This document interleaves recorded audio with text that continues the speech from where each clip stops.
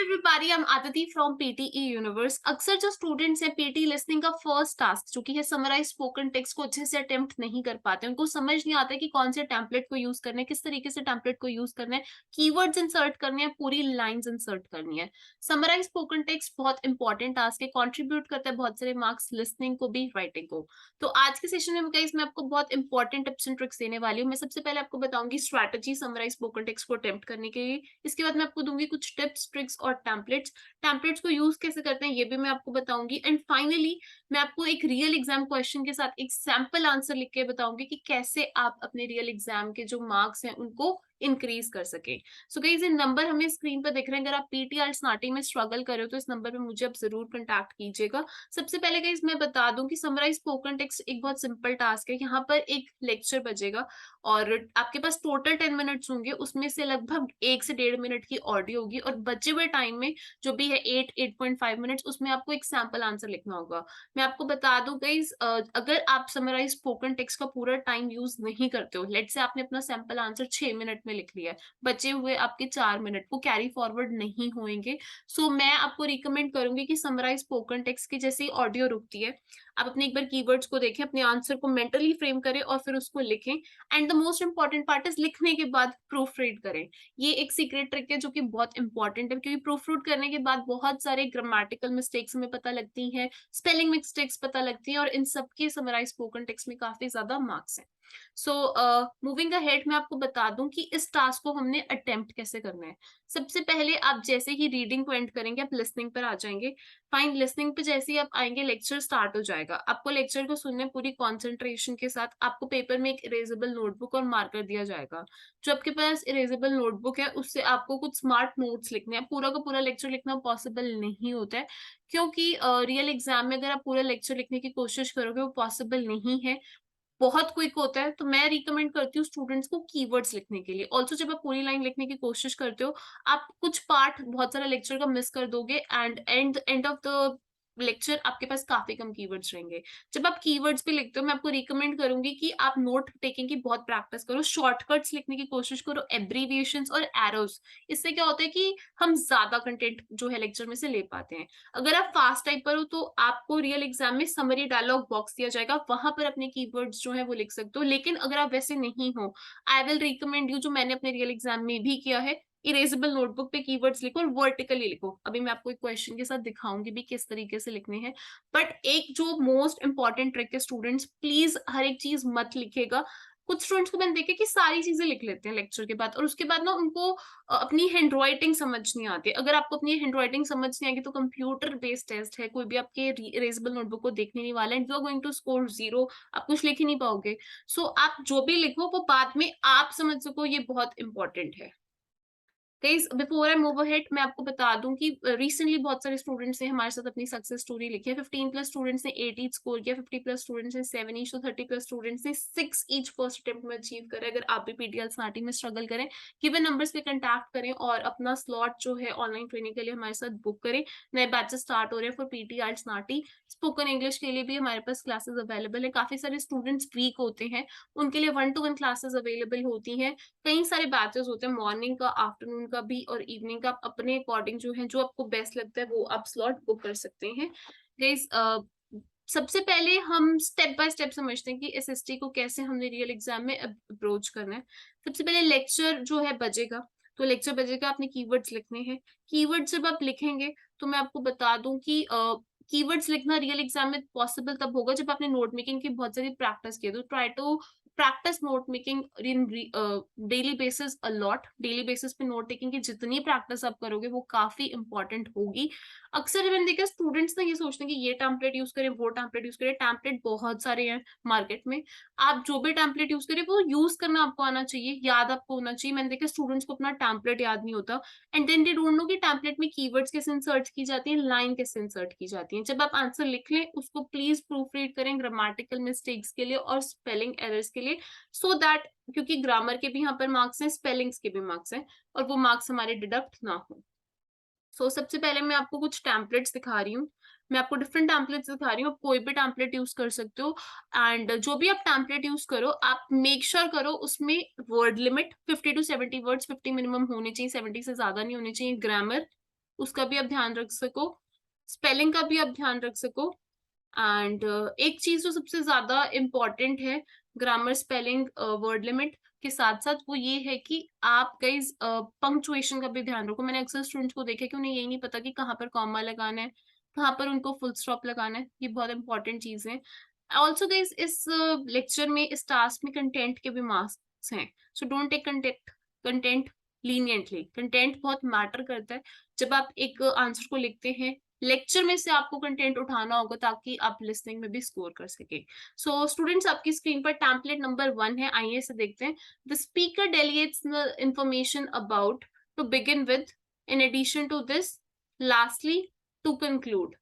सो इस तरीके से आप अपनी जो है ये स्टार्टिंग के कुछ हमने एक फ्रेम्ड स्ट्रक्चर दिया है। काफी बार मुझसे स्टूडेंट्स पूछते हैं हम बिना टेम्पलेट के भी लिख सकते हैं, बिना टेम्पलेट के भी लिख सकते हो। एक स्ट्रक्चर हम इसलिए देते हैं ताकि कभी कभी क्या होता है कि हम लेक्चर भी सुन लेंगे बट हम बहुत कम कीवर्ड्स उसमें से कैप्चर कर पाएंगे, तो एक आंसर हम लिख सके, वो बहुत इंपॉर्टेंट है।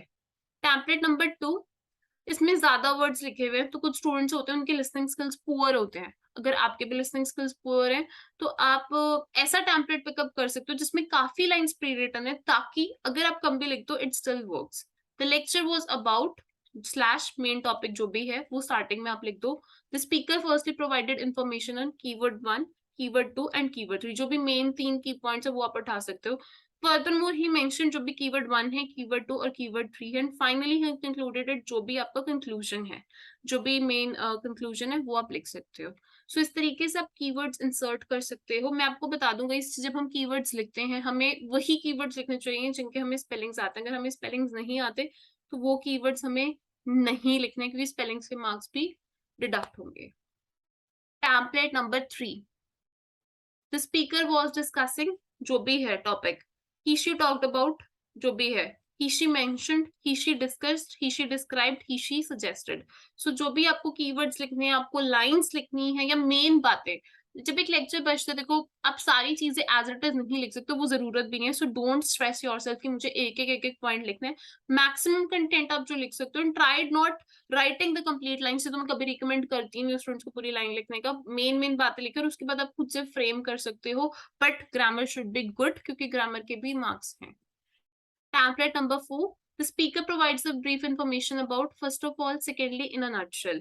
So जो भी टॉपिक है वो आप लिख सकते हो, first of all, secondly, in a nutshell, final conclusion. तो इस तरीके से आप अपने आंसर को फ्रेम कर सकते हो।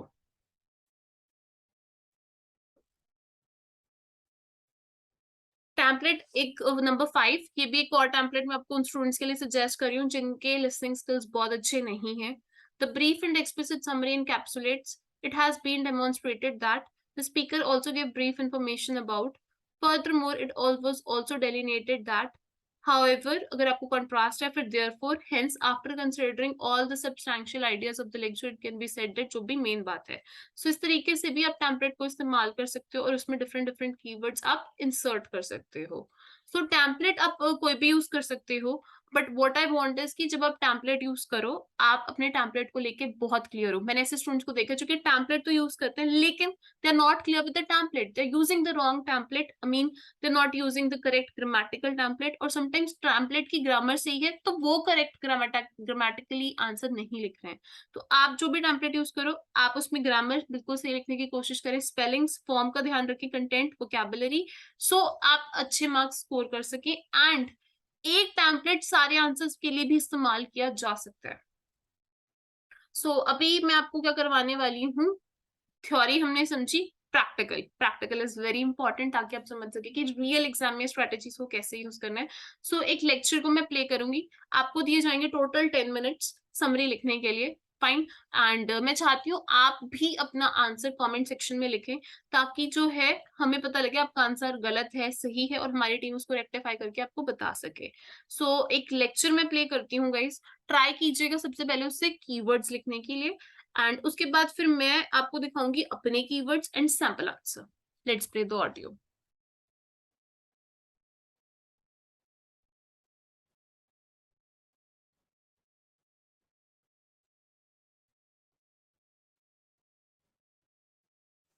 The infinite monkey theorem states that a monkey hitting keys at random on a typewriter keyboard for an infinite amount of time will almost surely type a given text, such as the complete works of William Shakespeare. In this context, almost surely is a mathematical term with a precise meaning, and the monkey isn't an actual monkey, but a metaphor for an abstract device that produces a random sequence of letters ad infinitum. The theorem illustrates the perils of reasoning about infinity by imagining a vast but finite number, and vice versa. The probability of a monkey exactly typing a complete work such as Shakespeare's Hamlet is so tiny that the chance of it occurring during a period of time of the order of the age of the universe is minuscule, but not zero.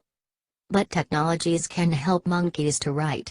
If the monkeys are given a pen and some papers to spell the word monkey, they can only scratch on the paper. By contrast, if they are given a typewriter, it will take them over 10 years to produce the right spelling. However, if they can use computer programming, they can finish the task within a day. तो ये था lecture जो कि मैंने play किया है। I want आप सबसे पहले अपने कीवर्ड्स आप लिखें। अब कीवर्ड से आप अपना सैंपल आंसर को फ्रेम करें यूजिंग योर टेम्पलेट, जो भी आप टेम्पलेट इस्तेमाल कर रहे हैं।